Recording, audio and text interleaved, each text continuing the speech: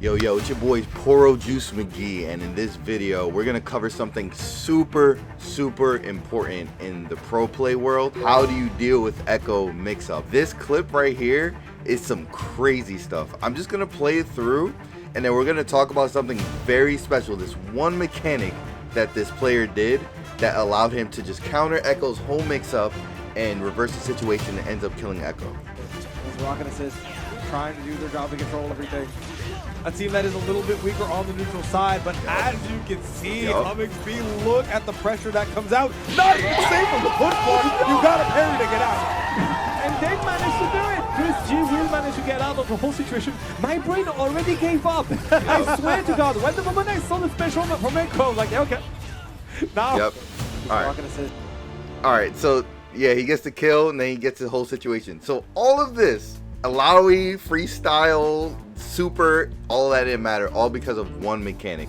So we're going to actually play this clip in slow motion, and I'm going to walk you through exactly how Chris G countered Pink right here. Okay, so playback speed 0.25, volume down, great. The first thing we have to know, why was Chris G even in this situation in the first place, is because it was just his turn. You can see that Pink just used up his break meter. Chris G probably did some kind of freestyle tag shenanigans. You see the Jinx cooldown. His Jinx cooldown is 5 seconds. That means he just used Jinx. Something just happened. Maybe break just stopped everything. Combo's over. Pink is trying to get her clap back. And so Chris G jumps away. Cool. Ekko tries to fly and catch him. Cool. Air. Boom. And this is a really good block string. He actually calls Alawi here to continue the block string, keep Ekko safe during this move. And then the tentacle even hits. Ekko does a light, medium, his heavy, into his S2, calls in Alawi, right? So none of this is really scary yet. It feels scary off rip, but because Chris G jump blocked, it made it okay. Now you have to block low for the Alawi hit here. No matter what Ekko's doing, you have to block low for this. You could also probably parry block that, but this is all just really tight. So then Ekko goes for the overhead. Chris G, boom, blocks overhead. And then he blocks low. Ekko even fakes the overhead. So Chris G is about to block high and then blocks low. This was not a reaction. He did not choose to block this like, oh, I know exactly what Ekko's gonna do. I mean, maybe he did too on top of this, but there was a specific mechanic that he did to be able to block all this. And that mechanic is called fuzzy guard. What fuzzy guarding is, it's just a technique of how to block that consists of pressing almost both buttons. But here's my controller. If this is blocking backwards, if just holding back is blocking backwards, he has his button ready to block down for the crouching block. It's almost like this. It's almost pressing it at the same time. And so compared to me, when I just hold back with my thumb and then hold crouch back, this takes too long. He does this at half the speed. And what he's actually doing is he knows exactly when Ekko is going to hit. So he chooses his fuzzy guard mechanic to be able to block high and then low and then high. Really quick. Let's just look back to see exactly when he did it. So Ekko, timeminder, boom. Every Ekko player does this. They go into a jab, probably like a crouching jab, so he did that. In this window, if he wanted jab, he would have done it. But Chris G knows that it's been a little too long, so I'm gonna block high, and he did. Last second, he blocked high.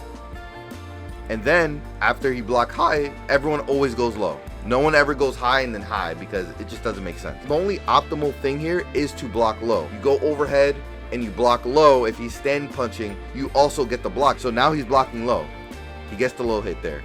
And then this guy goes for an overhead again, but he fakes it. So this time you try to fuzzy guard high and then you block low immediately, whether you're gonna get hit or not. This is the sequence.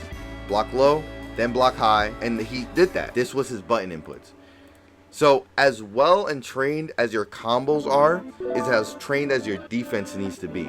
After that, he actually push blocked. His Jinx came back. Remember, this whole time, this whole sequence, Jinx was on cooldown. He could not push block. And he also had his break too, but that's last case scenario. What happens here is that he push blocked, and this activates Ekko's timeminder, like he clones and teleports. He has to teleport to keep that pressure up. So let's play that again. So boom, both overheads didn't work. He had to end this string in something. So yeah, after he blocks the overhead or the fake overhead into low punch, he realizes Jinx is available. Then he push blocks again. Ekko, super scared. He's like, I need to throw my projectile to keep the block string. And then he uses up some of his clone super to do so. And so now he's here. Boom. Now he actually hits the Jinx. This is almost happy birthday, but Chris G is still blocking. That's fine. We use up our assist to eliminate some of the super. It looks like Ekko is still in priority, but he's not. He now lost his Alawi assist. Look, 5-second cooldown. He's now losing his super. He doesn't have super to back himself up anymore. Resource management, always resource management. And now he does his last string. Light, medium, heavy. He does hit the Jinx, so it feels like, oh, Pink is in a good scenario here. She's not. And so what actually happens here, Ekko needed to back up here. He needed to end the heavy and backdash. Or after the S2 right here, he needed to get out. I don't know what other safe options Ekko has off of the heavy, but I know he has something safe.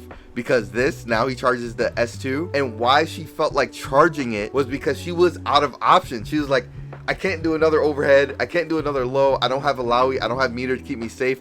I need to just go for the charge thing so that way I can get my clone and just do something safe from there. Chris G saw right through it.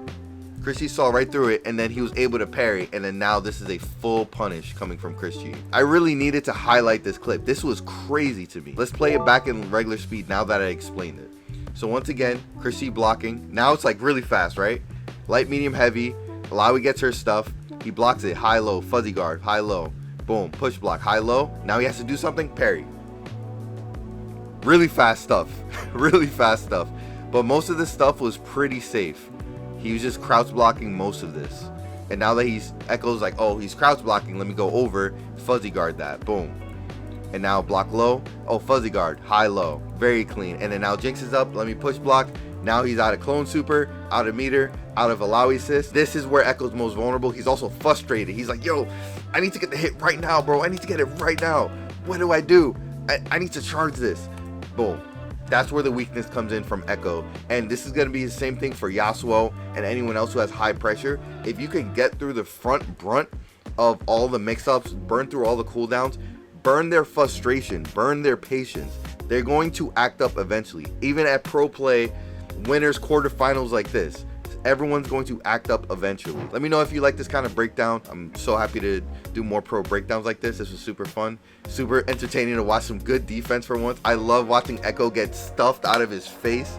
I'm so tired of his nonsense. So this is great stuff from Chris G here. I'll catch y'all next time. Thank you. I don't need the frame data to get inside your head. I just need to see you with that. I need to help I read. Fire with the gauntlets, hitting the van. The triple shot right through the screen. Watch the damage rip. For you fishing for the pair, I'm charging the smash. Bust the load, then the X hit a crash. And I'm being a god of the rank on the chest. It's about being better. We don't worry about the best. Lock it in, hey, double down.